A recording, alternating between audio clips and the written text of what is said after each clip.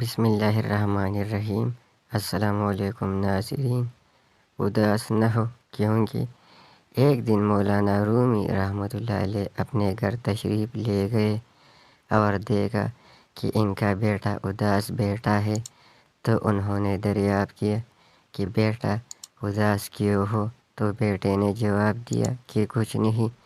اس پر مولانا رومی رحمۃ اللہ علیہ باہر گئے اور ایک بھیڑیے کی کھال اوڑھ کر آئے اور ڈرانے کے لیے غرانے لگ گئے۔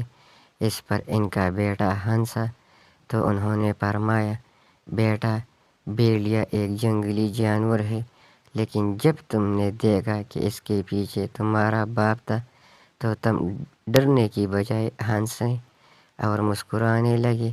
اسی طرح یہ جان لو، تمام آزمائشوں اور سختیوں کے پیچھے تمہارا رب ہے، جو تمہیں 70 ماؤں سے زیادہ پیار کرتا ہے۔ وہ تمہیں کسی مشکل سے گزارنا چاہتا ہے تو اس کی حکمت کو تم نہیں سمجھ سکتے، لیکن وہ بہتر جانتا ہے۔ وہ تمہیں کچھ سکھانا چاہتا ہے، مضبوط بنانا چاہتا ہے آنے والے وقت کے لیے، اس سے زیادہ سخت آزمائشوں کے لیے۔ اور جان لو، وہ اسی کو آزماتا ہے جس سے وہ محبت کرتا ہے۔